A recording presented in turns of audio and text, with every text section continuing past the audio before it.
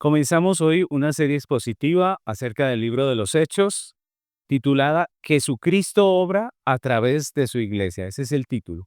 Jesucristo obra a través de su iglesia. Ese es el título de toda la serie, ¿no? Entonces, si el Señor lo permite, desde hoy y durante los próximos 7 u 8 meses, vamos a estar eh, estudiando este libro, estudiando cada uno de los capítulos de este libro, domingo tras domingo. Si el Señor así lo dispone, esperamos que este sea un estudio maravilloso, que ministre nuestros corazones, que traiga a nuestros corazones vida, que nos conforme cada vez más a la imagen de nuestro Salvador.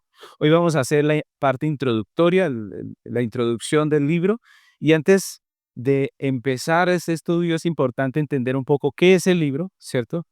Importante entender de qué se trata, cuál es el tema, y eso es la introducción. Hoy vamos a hacer esa introducción. Podemos empezar preguntándonos por qué será relevante el estudio de este libro, por qué es importante para nosotros hoy, ¿no? Porque recordemos que esta es una historia antigua, ¿no? El libro de los Hechos es historia y es una historia antigua. ¿Por qué ese libro es importante para nosotros hoy en este tiempo? ¿Por qué ese libro es importante? Pues vamos a ver esto, ¿no? Y primeramente quisiera darles un ejemplo de por qué es importante, y lo segundo es que les voy a dar algunas razones por las cuales este libro es importante. Entonces, lo primero es acerca de una imagen que quiero ponerles en su mente acerca de la importancia de este libro. Imagínense ustedes un pintor que le dan un modelo para pintar, llámese una flor o lo que sea, un edificio, una persona, le dan un modelo para que lo pinte. Este pintor, para poderlo hacer muy parecido, ¿qué tiene que hacer? Tiene que mirar el modelo y pintar, ¿cierto?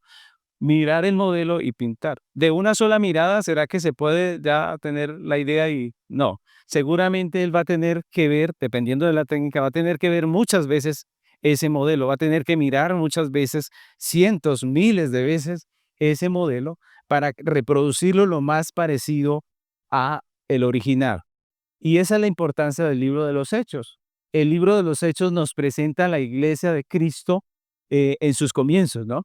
Entonces vemos que la iglesia de Cristo, en este momento, acaba de morir el Señor, el Salvador Jesucristo. Él se revela a sus apóstoles, les habla, les dice cómo es la iglesia, les habla del reino, dice la palabra, y luego los apóstoles salen a hacer, ¿no? Salen a hacer. Ellos tienen el mensaje fresco, están allí con el Señor. El Señor todavía, como todavía no está la Biblia, el Nuevo Testamento, el Señor les habla, les dirige, ¿cierto? Nosotros vemos en el libro de los Hechos que Él le dice a Pablo, ve a este lugar, o en un sueño lo detiene de ir a otro lugar, ¿cierto? Y todo eso vemos que Dios lo hace, se revela porque hasta ese momento no estaba el Nuevo Testamento. Y lo que pasa es que esta iglesia recibe la dirección de Dios de esta manera tan preciosa. Ellos son enseñados por Jesús y repiten lo que Jesús les enseñó. Así que en la iglesia apostólica del libro de los Hechos tenemos el modelo de lo que debe ser la iglesia.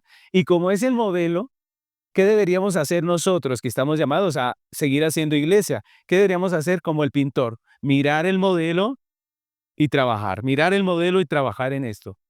Y es lo que tenemos en el libro de los Hechos.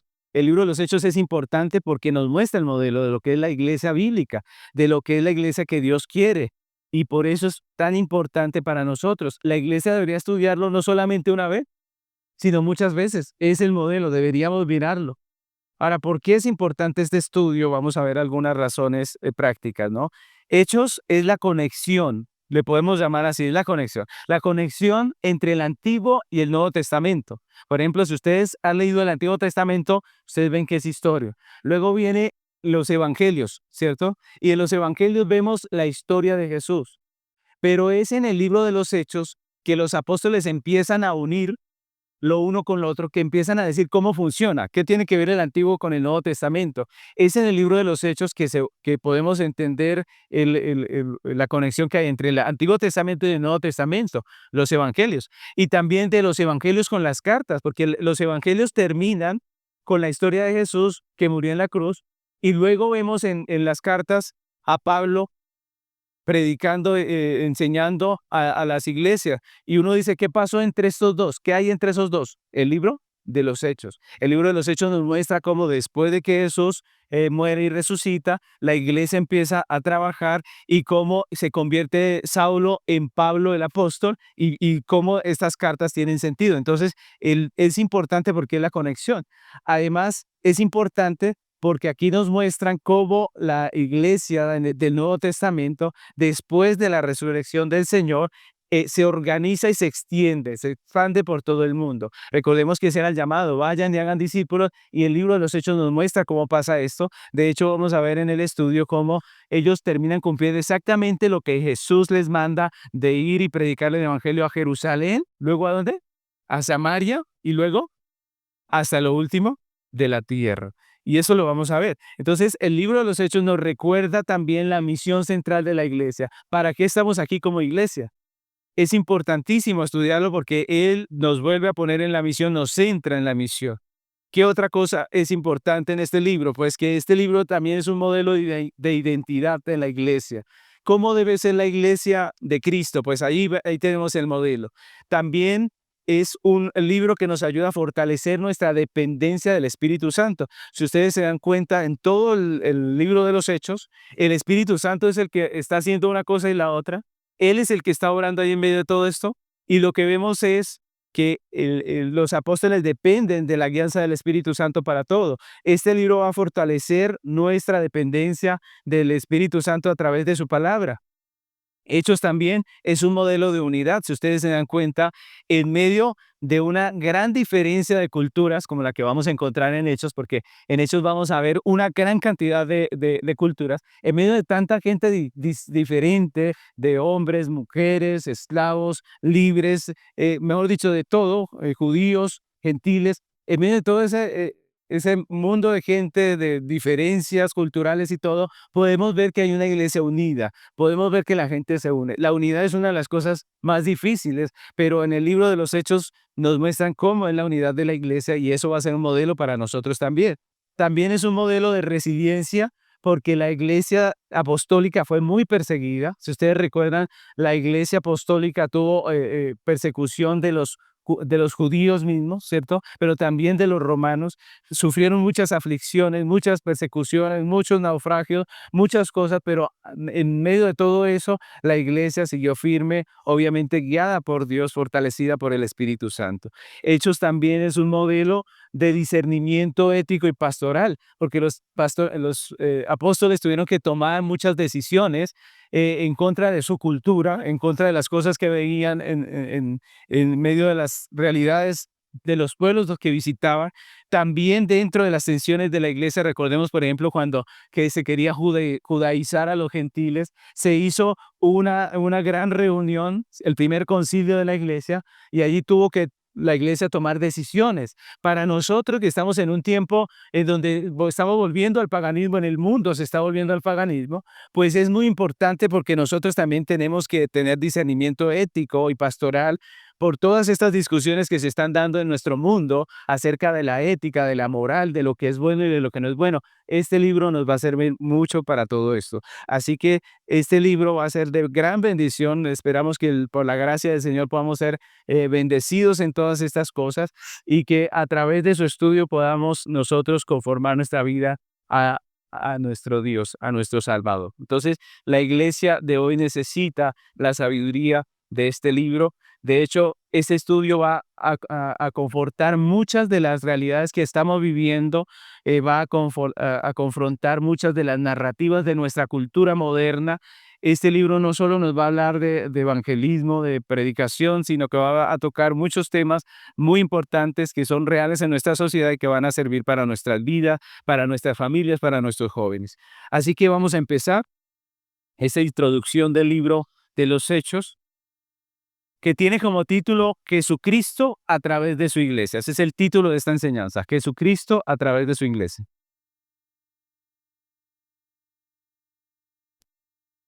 Quisiera leer dos versículos, los primeros dos versículos de Hechos, que dice así.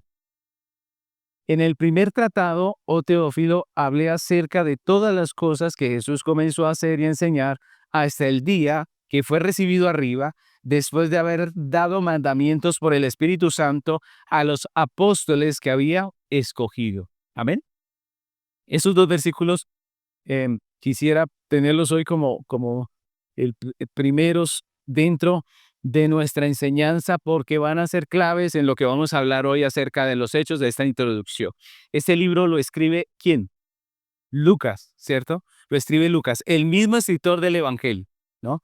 El del Evangelio de Lucas es el mismo que escribe el libro de los Hechos. Y como podemos ver aquí en este texto, Hechos básicamente es el segundo tomo, podríamos decirlo así, es el segundo tomo, ¿no? Porque Lucas le está diciendo que él le había dado una información acerca de Jesús, pero ahora le va a completar esa información, ¿no? Lucas es conocido como el médico amado porque realmente era médico y aparte de su profesión, fue un historiador meticuloso. Miren que ese es un detalle de Lucas, ¿no? Él indagó, él tomó apuntes, él escribió, es decir, él hizo el trabajo investigativo.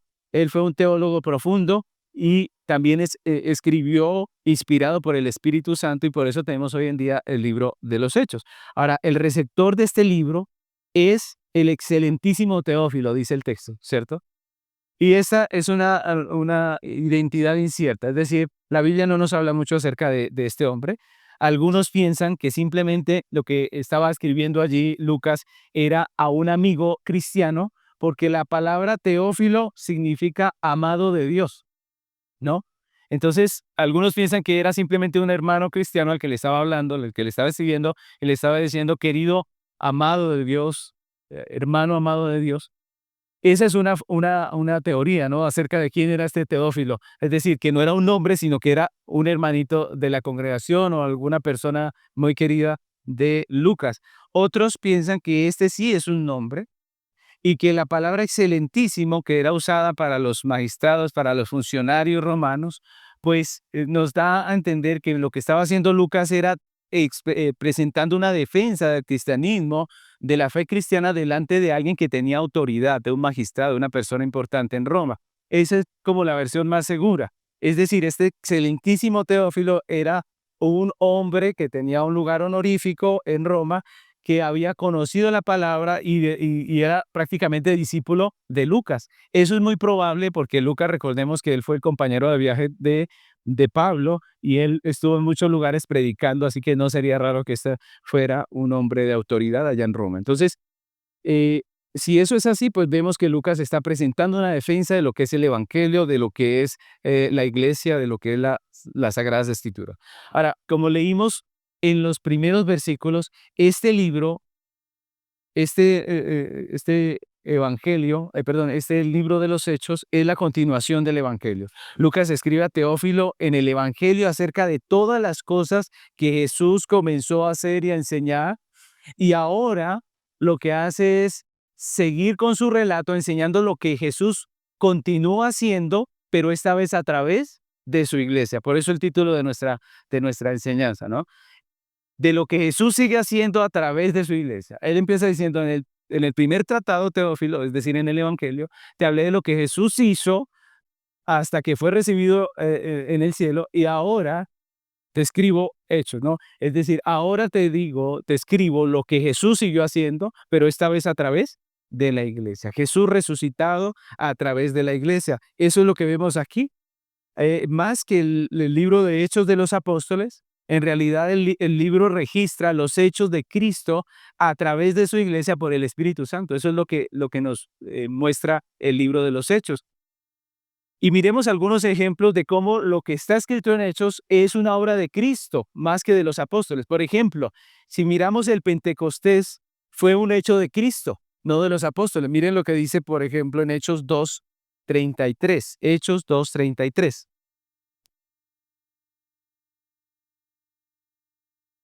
Dice la palabra del Señor.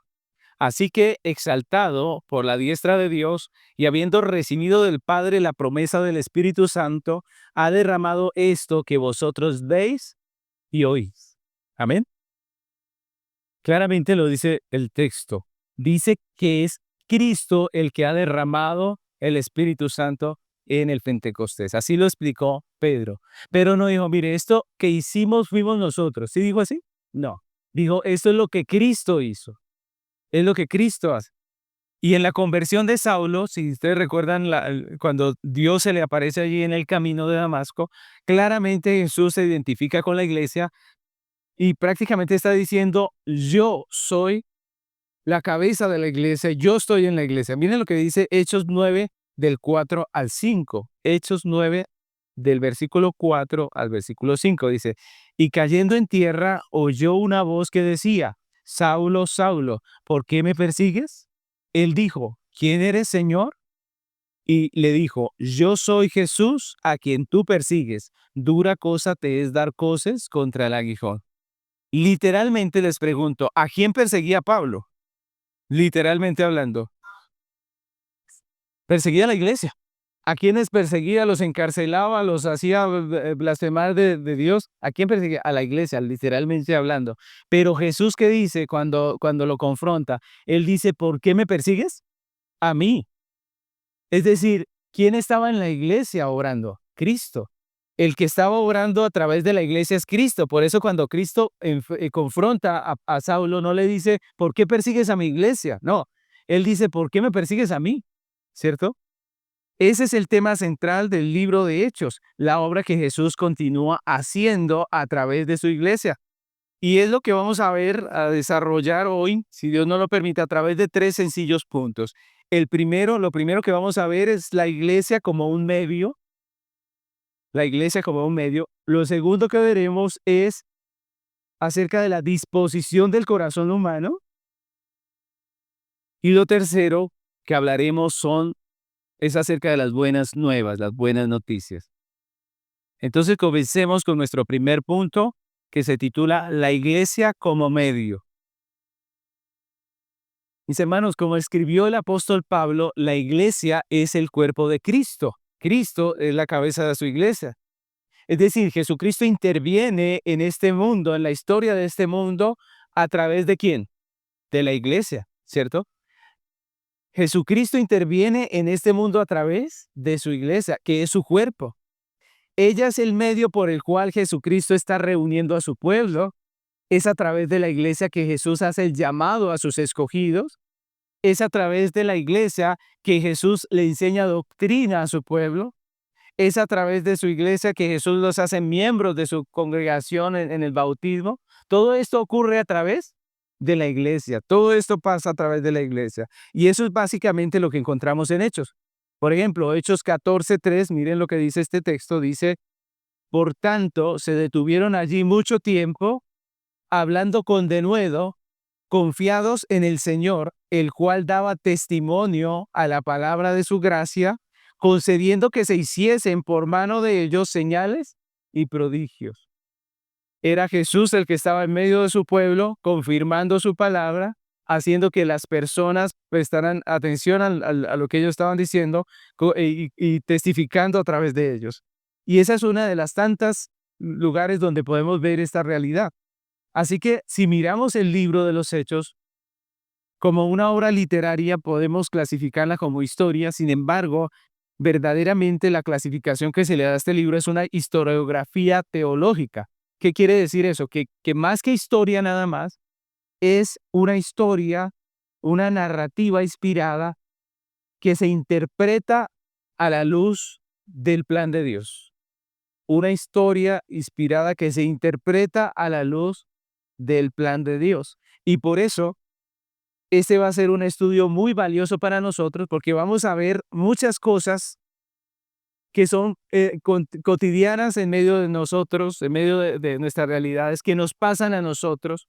Vamos a encontrar muchas cosas de las culturas en las que los apóstoles van a estar predicando. Si ustedes se van a dar cuenta en este estudio, vamos prácticamente a visitar diferentes culturas y dentro de esas culturas vamos a conocer el pensamiento de esas personas y vamos a ver que de lo que ellos piensan a lo que nosotros pensamos, aunque son culturas diferentes, al fin y al cabo vienen a ser lo mismo, vienen a tener los mismos elementos. Y a través de este estudio vamos a confrontar esto a la luz de lo que Dios dice. Por eso es tan importante para nosotros este libro, mis hermanos. Ahora, si ustedes piensan que solamente vamos a hablar acerca de evangelismo y de cosas que tienen que ver con la extensión del reino, la predicación, pues realmente ese no va a ser la dinámica con el libro de los Hechos. Claro que va a hablar, va a tener un ingrediente fuerte acerca de nuestro deber como creyentes, pero van a ver ustedes que lo que va a hacer Dios a través de este libro, como siempre que estudiamos la escritura, es confrontar nuestro corazón. En muchas cosas que son muy cotidianas. Ahorita vamos a ver, por ejemplo, en qué nos va a confrontar hoy el Señor, ¿no? Y Hechos narra el avance imparable del Evangelio. Lucas no es testigo ocular de las cosas, sino como dijimos al comienzo, es alguien que narra eventos que él investigó. Él hizo una investigación cuidadosa de los hechos, recopiló testimonios. Si ustedes ven, este Lucas es el que trabaja al lado del apóstol Pablo. Mucho de lo que él escribe del apóstol Pablo lo vivió, ahí él sí, en ese momento sí lo vivió, pero otras cosas no. Por ejemplo, el Evangelio, cuando vamos a ver el Evangelio de Lucas, él no vivió eso que le cuenta allí. Él hizo una investigación para contarle a quién, a Teófilo, ¿cierto?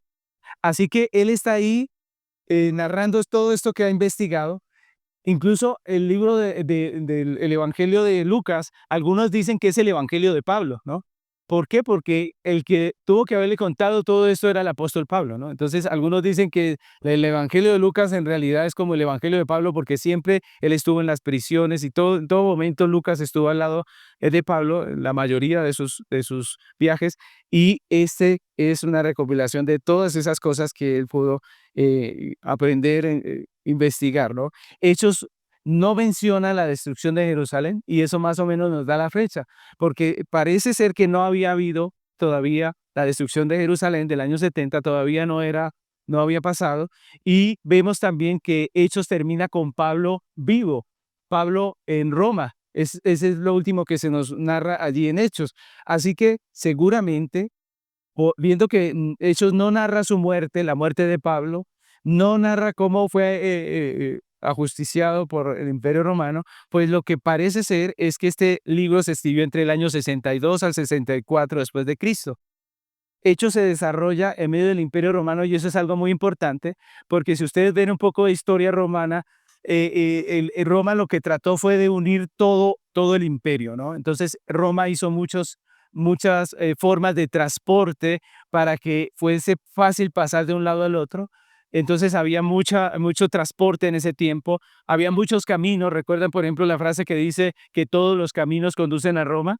Viene precisamente de ahí, de que el imperio hizo una gran inversión en caminos y medios para que se pudiera comunicar. Y esto es muy importante dentro del desarrollo del libro porque nos muestra cómo el evangelio llegó justo en ese momento donde habían las vías, donde habían las posibilidades para llegar a muchas personas, ¿no?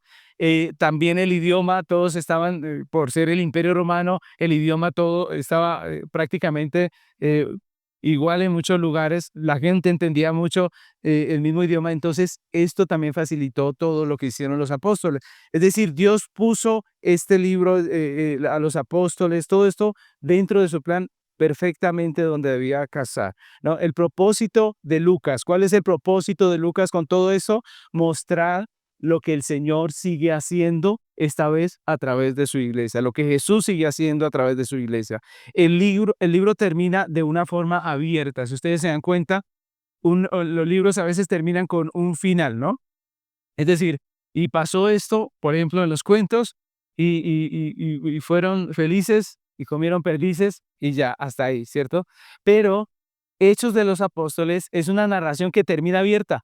Termina con Pablo predicando en Roma, encarcelado. Entonces queda así como la historia, como que, ¿y qué pasó? ¿No? Esa es la pregunta. ¿Y qué pasó? ¿Y ahora qué? ¿Y qué continúa? Esa es la pregunta. ¿Por qué termina así el libro? Termina así precisamente porque la historia la continuamos nosotros. Es decir, la historia no se ha terminado. No se trataba de contar una historia que terminó, porque no ha terminado. ¿Cristo sigue obrando hoy a través de su iglesia? ¿Sí o no? Claro que sí. Y en ese sentido nosotros entramos en las labores de la iglesia. Antes, en el libro de los Hechos podemos decir que fue lo que Cristo hizo a través de sus apóstoles. a través de Pablo, a través de Timoteo, a través de todas estas personas. Pero lo que tenemos hoy en nuestra vida es lo que Cristo está haciendo a través de nosotros, de su iglesia, lo que Cristo está haciendo a través de su vida. Así que siéntase parte de este libro porque usted es parte de este libro, ¿cierto? Usted es parte porque es la iglesia de Cristo. Y de lo que se narra ahora en la historia es de lo que Dios está haciendo a través de nosotros, mis hermanos. Y podría yo terminar aquí este mensaje motivándoles a que sean ese medio por el cual Cristo obra, ¿cierto? Y a que prediquen el Evangelio y hagamos discípulos.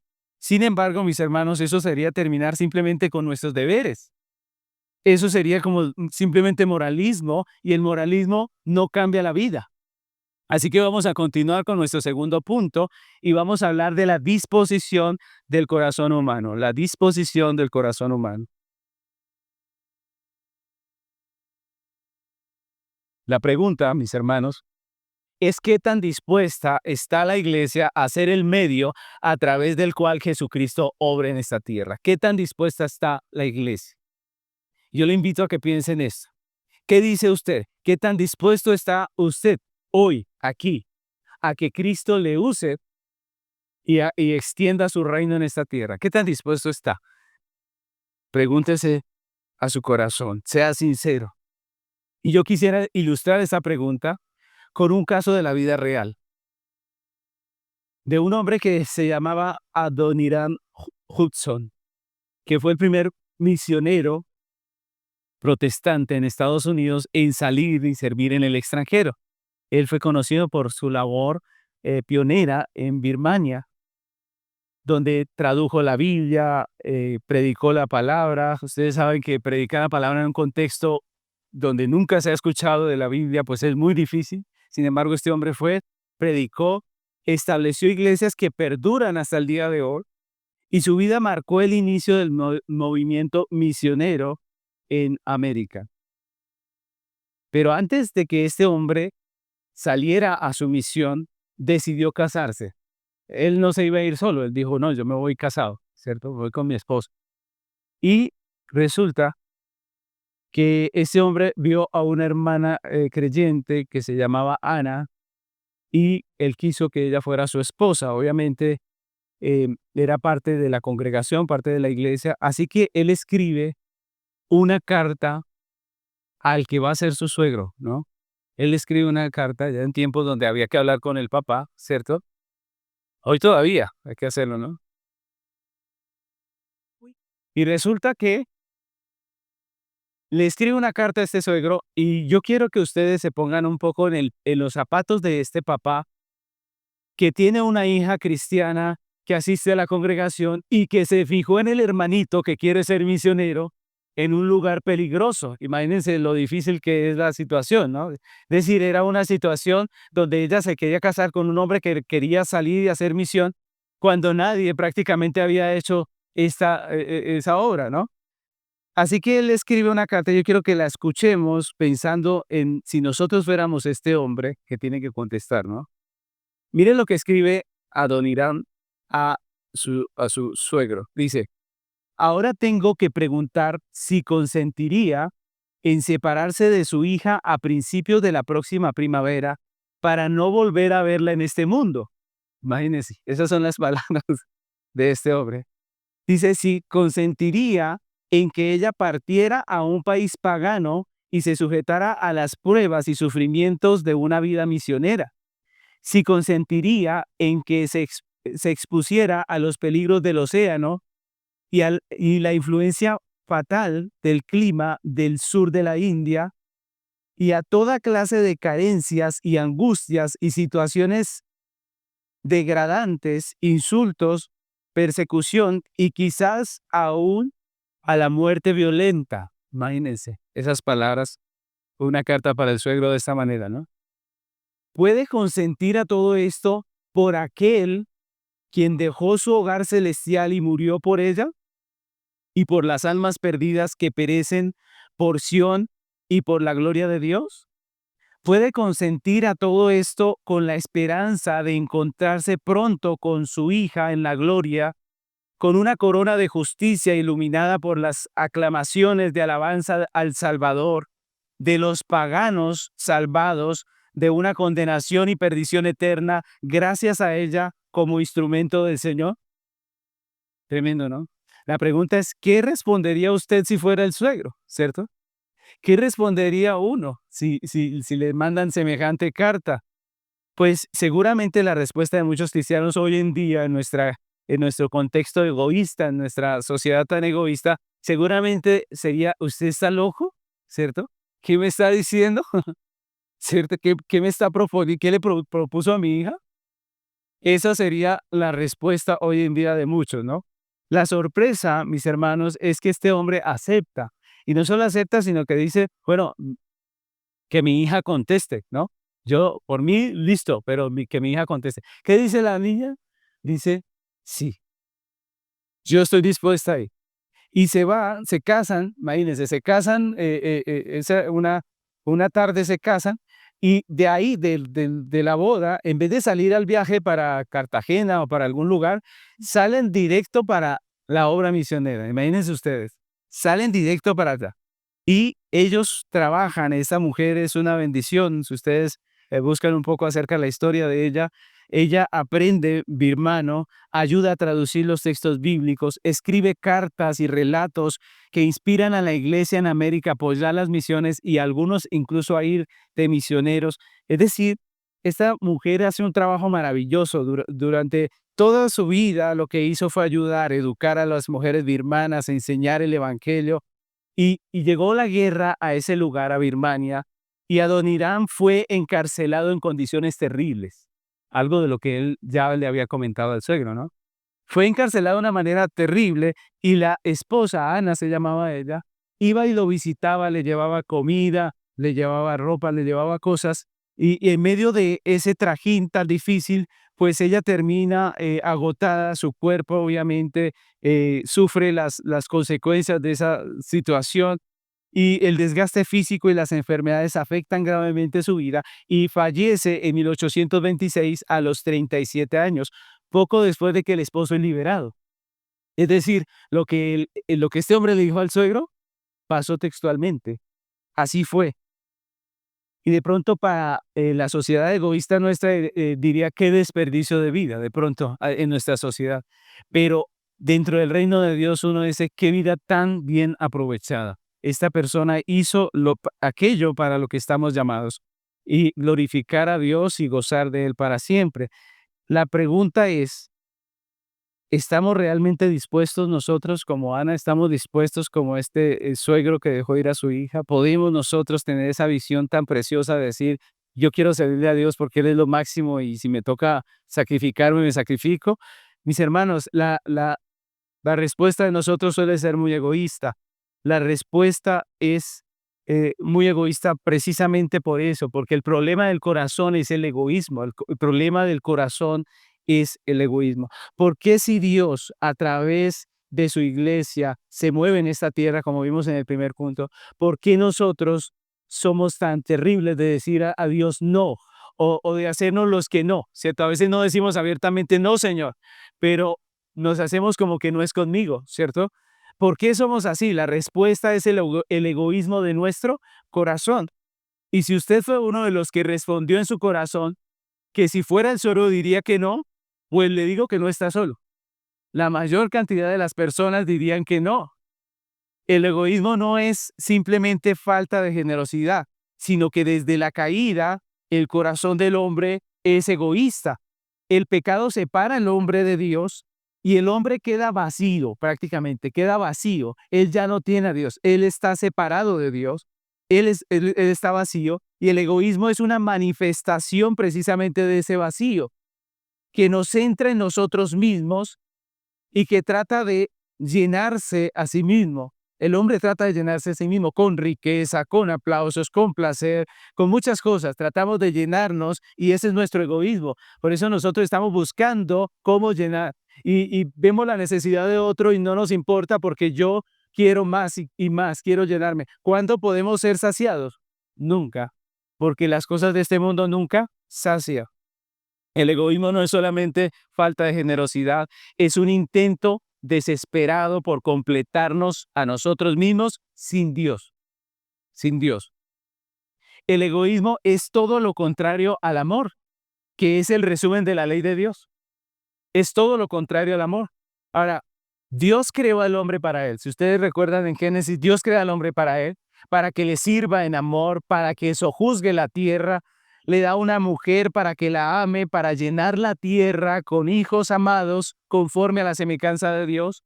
Pero el pecado volvió al hombre egoísta, centrado en sí mismo, poniéndose a sí mismo por encima de Dios y de su prójimo. Y esa es la realidad del hombre. Con respecto a Dios, el egoísmo es una declaración de independencia. Es una declaración de independencia. El fin principal del hombre, ¿cuál es? Es glorificar a Dios y gozar de Él para siempre. Sin embargo, el egoísmo lo que hace es que nosotros nos glorifiquemos a nosotros mismos y gocemos de los bienes, de las cosas para siempre, o no para siempre, sino hasta donde podamos tenerlos. Y con respecto al prójimo, mis hermanos, el egoísmo es una declaración de menosprecio. Cuando somos egoístas, a nosotros no nos importa el prójimo. El otro deja de ser una persona a la que yo debo amar y se convierte en un objeto para utilizar. Miren lo tremendo. El egoísmo hace que yo me relacione con alguien por mi propio bien. Esa es la realidad. Y la pregunta, ¿somos así? Yo no le invito a que piense en otro, le invito a que piense en sí mismo. ¿Somos así? A veces, si no me sirve esta relación de amistad, si no me va a contribuir para mí, entonces mejor la quito, ¿cierto? Y eso es incluso algo loable hoy en día, ¿cierto? Pero ese es un pensamiento que egoísta. Debería yo estar pensando cómo bendigo a esta persona, pero no, nos relacionamos, tenemos, compramos, poseemos, estudiamos, todo lo hacemos en torno a nosotros mismos. Mis hermanos, el egoísmo deja que nosotros o hace que nosotros no podamos ver a la persona, al prójimo, como alguien a quien amar, sino como un objeto al cual usar o como un obstáculo a remover. Empezamos es a competir, ya no a amar al prójimo, sino a competir los unos con los otros. Ya no nos amamos, sino competimos. Mis hermanos, y cuando somos egoístas, no nos importa el dolor de estas personas, no nos importa su necesidad, no nos importa su aflicción, no nos importa nada de eso, porque lo único que a nosotros nos importa es que estemos bien nosotros, ¿cierto? El resto no me interesa, el resto no sé lo que vaya a pasar. Mis hermanos, la psicología dice que el problema del hombre es la baja autoestima. Escuchen eso porque eso es lo que se dice hoy en día y eso es totalmente falso. La Biblia nos dice que el problema del hombre es que se ama mucho a sí mismo y no ama ni a Dios, que es su hacedor, ni a su prójimo. Nosotros nos amamos mucho a nosotros mismos y no amamos a Dios ni a nuestro prójimo. Ahora, desafortunadamente, esto también afecta a la iglesia.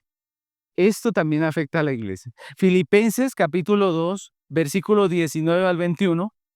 Miren lo que escribe Pablo acerca de la iglesia en su tiempo. Filipenses 2, 19 al 21 dice: Espero en el Señor Jesús enviaros pronto a Timoteo, para que yo también esté de buen ánimo al saber de vuestro estado. Pues a ninguno tengo del mismo ánimo y que tan sinceramente se interese por vosotros, porque todos buscan lo suyo propio y no lo que es de Cristo Jesús. Temiendo esta denuncia que hace Pablo, ¿no? Ahora yo les pregunto, ¿será que lo que está diciendo Pablo aquí afectará a la iglesia de hoy en día? ¿Será que nos enfocamos tanto en nosotros que no queremos saber nada de Dios, de su obra, del evangelio, del extendimiento del reino, de la situación de nuestros hermanos, de cómo podemos ayudar, que cómo podemos servir? ¿No nos importa nada? ¿Será que pasa hoy en día? Claro que sí. En el libro de los Hechos vamos a encontrar algunos casos de egoísmo, porque el libro de los Hechos no habla de gente que es diferente a nosotros. El libro de los Hechos habla de pecadores como nosotros. Y lo que va a mostrar es que en muchos casos como este, por ejemplo, Hechos 13:13 nos habla de Juan Marcos, y dice Hechos 13:13, habiendo zarpado de Pafos, Pablo y sus compañeros arribaron a Pergue de Panfilia, pero Juan, apartándose de ellos, volvió a Jerusalén. Miren lo que dice aquí. Juan, apartándose de ellos, ¿qué? Volvió a Jerusalén. Ellos estaban predicando el evangelio, llevando el evangelio a diferentes regiones. Marcos los estaba acompañando, estaba allí al principio, pero si ustedes miran lo que dice realmente ese pasaje, los lugares que muestra el pasaje, lo que está diciendo es que cuando el viaje se puso difícil, cuando la cosa se puso dura, ¿qué hizo Juan Marcos? Se fue. Él dijo, bueno, yo hasta aquí los acompañé, muchas gracias, ¿cierto? Hasta luego. Y se fue, y Pablo y los otros quedaron ahí sin él. Tanto fue el disgusto de Pablo que él dijo, yo a este no lo vuelvo a traer, ¿no? Y después tuvo un problema con Bernabé por causa de Juan Marcos. Pero Juan Marcos al final termina haciendo las cosas bien, termina siendo un hombre de Dios, el escritor de Marcos, el escritor del Evangelio de Marcos es este Juan Marcos. Así que vemos allí casos como esto de egoísmo. Uno dice, uy, no, yo por allá sí tampoco, ¿cierto? Vemos este hombre egoísta, pero cómo Dios obra en la vida de este hombre. Entonces, si termináramos aquí hablando de nuestra triste realidad, de que la iglesia muchas veces canta bonito y dice, Señor, heme aquí, envíame a mí, pero que en la práctica somos muy egoístas, si terminamos aquí, esto ya no es moralismo, sino sería fatalismo. Y aquí terminaríamos todos tristes y diciendo terribles pecadores. Por eso vamos a avanzar con nuestro tercer punto, que es las buenas noticias. ¿Cuáles son las buenas noticias? Si esta es la realidad. Mis hermanos, para el problema del egoísmo del hombre está el amor de Dios en el Evangelio. Esa es la respuesta. La Biblia nos muestra que el hombre quebrantó la ley de Dios, que tiene una deuda inmensa delante de la justicia de Dios, que el pago por esa deuda, por haber violado la ley, es la condenación eterna. Eso es lo que dice la Biblia acerca del hombre. ¿Cuántos hombres están bajo esta situación? La Biblia dice que todos. Dice, por cuanto todos pecamos y estamos destituidos de la gloria de Dios. Esa es la historia real del hombre. Ahora, si Dios no hubiese hecho nada, pues el final de todos nosotros sería la condenación eterna. Es lo que la Biblia nos enseña. Dios no tenía que salvarnos y sin embargo, Él nos salvó. Si Dios hubiera dejado a todos los hombres perecer eternamente por su pecado, hubiese sido justo porque todos los hombres pecamos. Es decir, la condenación nos la ganamos todos nosotros, ¿cierto? Sin embargo, Dios tuvo a bien enviar a su Hijo para redimirlos, mis hermanos. Dios, en su misericordia, envió a su Hijo para que muriese en la cruz en lugar de nosotros, para que todo aquel que en Él cree no se pierda, mas tenga vida eterna. Y si usted hoy no ha puesto su fe en Jesús, este es el Evangelio. El Evangelio no dice que pórtese bien y se va a salvar, porque la Biblia dice que todos somos pecadores. No podemos alcanzar el nivel de justicia que Dios demanda.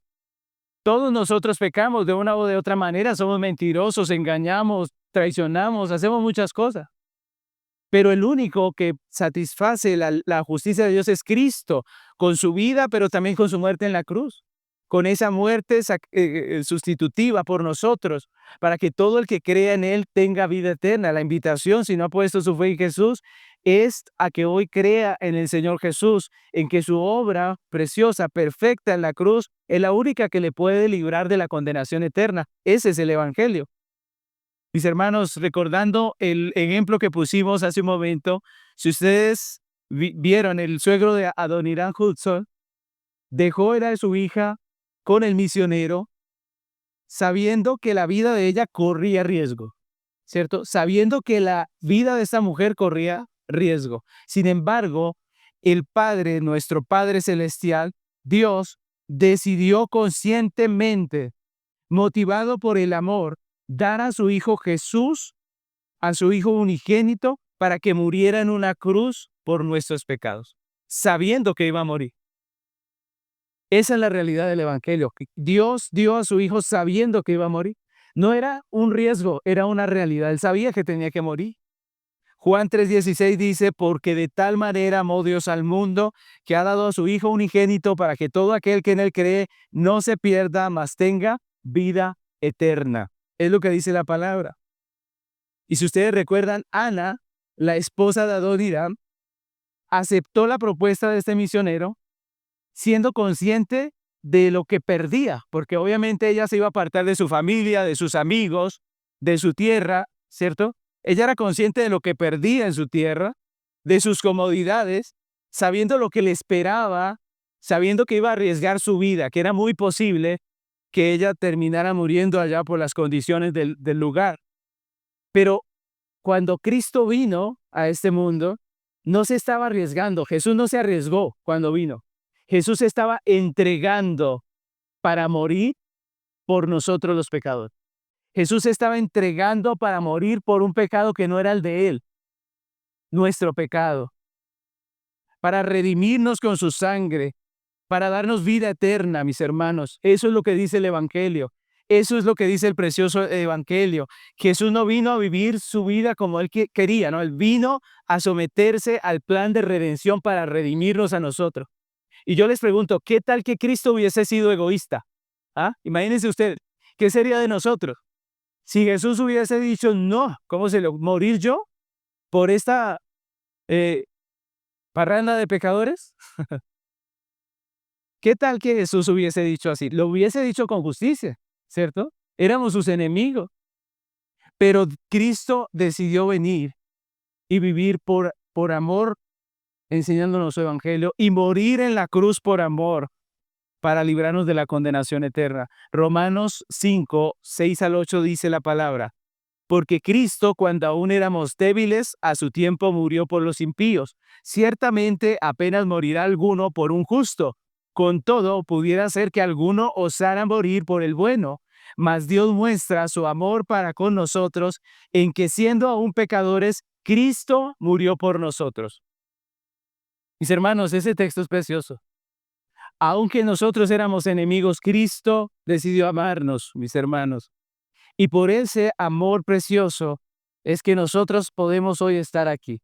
Es que nosotros podemos ser perdonados de nuestro terrible egoísmo, y es por el Espíritu Santo que nos fue dado que ahora nosotros podemos ser libres del egoísmo. Mis hermanos, Cristo restaura nuestra relación con Dios y su Espíritu nos llena nuestro corazón, y estamos ahora de nuevo saciados ¿en quién? En Dios. Ya no estamos desesperados buscando llenarnos, porque aquel que nos llena, que es Dios, ha vuelto en amistad con nosotros. Nosotros hemos vuelto en amistad con Él. Y es por eso, mis hermanos, que no necesitamos centrar nuestra vida en nosotros mismos. ¿Por qué? No necesitamos ser egoístas. ¿Por qué? Porque somos completos en Cristo. Nosotros estamos completos ¿en quién? En Cristo. Y eso es maravilloso. Uno dice, ¿cómo es que esta mujer acepta el ofrecimiento del misionero? Porque ella estaba completa ¿en quién? En Dios. Ella dijo, no me importa perder mi vida, porque yo lo tengo todo en Cristo, mis hermanos. Eso es hermoso. Mientras que Cristo no llena su corazón, usted va a seguir siendo egoísta. Usted le va a parecer locura tener que hacer algo por alguien. Usted le va a parecer locura vivir para otro que no sea para sí mismo. Pero cuando Cristo llena el corazón, nuestro corazón es libre del egoísmo. No necesitamos estar centrando nuestra vida en nosotros. No necesitamos ser egoístas. Estamos completos en Él. En Cristo lo tenemos todo. Es lo que dice la Biblia. Es lo que dijo Pablo. Es lo que dice el Evangelio, mis hermanos. Ahora, como dice el apóstol Pablo, el amor de Cristo nos constriñe. Es decir, nos lleva a actuar, nos mueve. Ahora podemos vivir para servir a Dios y en amor ofrecer nuestras vidas como instrumentos útiles en sus manos para que Él siga obrando en esta tierra, mis hermanos, para que Él siga obrando a través de su iglesia. Y yo le invito a usted, si está escuchando esta palabra y sabe que su vida es una vida de egoísmo, que vive para sí mismo, y usted se da cuenta de esta realidad, que esa no es la vida que Dios quería para nosotros y que necesita hoy arrepentirse de esto. Yo le invito, venga a Jesús. Solamente en Jesús podemos estar saciados. Nada de este mundo nos va a saciar. Nada de este mundo. Usted puede ser lo más egoísta y acumular para usted, sea lo que sea bienes, sea riqueza, sea aprecio, cariño, fama, lo que sea, pero nada de eso le va a saciar su corazón. Usted necesita volver en amistad con Dios, y Cristo es el único camino a Dios. Y si usted es creyente y tiene un corazón egoísta todavía, si no ama a su prójimo como debiera, si no tiene interés en él, si no le importan los perdidos, si no siente nada por estas personas que están sin Cristo, por la obra del Señor, pues yo le invito a que venga a Cristo y le pida que le sacie, que les llene. Si su vida es egoísmo y sus pensamientos, lo que le turba es simplemente usted y usted y usted, pues hoy le invito a que venga a Jesús y le diga, lléname, lléname. Yo quiero ser lleno con tu gracia, con tu amor. Quiero ser lleno con lo tuyo, contigo. Quiero volver en amistad contigo para poder amar a mi prójimo, para poder amarte de verdad. Yo le invito hoy a que nos acerquemos a Cristo y dependamos de Él en oración. Confesemos nuestro egoísmo, le pidamos perdón, le pidamos que limpie nuestro corazón de egoísmo y que nos llene de su amor, que nos permita ser instrumentos suyos para la gloria de Dios. Amén. Le invito a que se pongan sobre sus pies y vamos a orar. Mm. Y yo le invito a que podamos ser sinceros con nuestro Dios. Amado Señor, gracias te damos por esta palabra, Señor. Gracias, Señor, porque tú miras nuestro corazón y hablas a nuestro corazón. No nos quedamos sencillamente con instrucciones, Señor. Tú examinas nuestras realidades. Tú nos muestras nuestro egoísmo, Padre. Y hoy tenemos que reconocer, Padre, que nuestra vida es muy egoísta.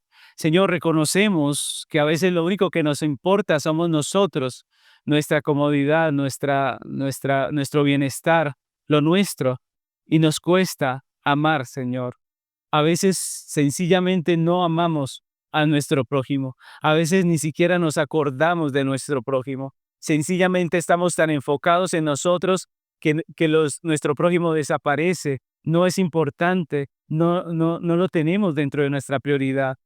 Y mucho menos, Señor, tus planes, tu obra, Señor, lo que tú estás haciendo en esta tierra. Te pedimos que nos perdones, Señor, porque ante esa pregunta de si nosotros habríamos dado a nuestra hija para esa obra, pues muchos de nosotros podríamos haber contestado que no, porque lo único que nos interesa es lo nuestro.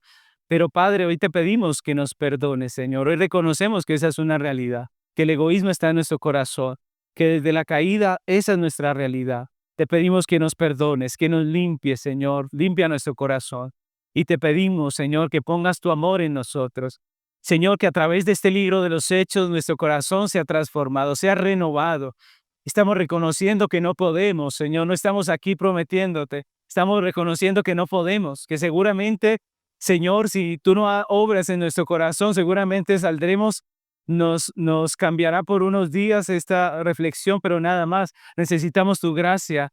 Vuelve en nuestro corazón un corazón que ame, como aquellos apóstoles del libro de los Hechos, como aquellos hermanos que dieron su vida, que hicieron la obra, que no se quedaron quietos, que no simplemente vivieron y ya, sino que sirvieron para esta obra preciosa del Evangelio. Ayúdanos, Padre, limpia nuestro corazón de egoísmo y ayúdanos a vivir para ti, Señor. Necesitamos tu gracia en nuestro corazón, renovando, transformando, limpiando, Señor. Perdónanos por nuestro egoísmo, que no despreciemos a nuestro prójimo, que no desperdiciemos nuestra vida en lo vano. Ayúdanos, Señor, a estar plenos en ti, Señor, para que así como Cristo se entregó viviendo y muriendo por nosotros, nosotros ahora también podamos vivir para ti, Señor. Te lo pedimos, amado Dios, en el nombre de Cristo Jesús. Amén.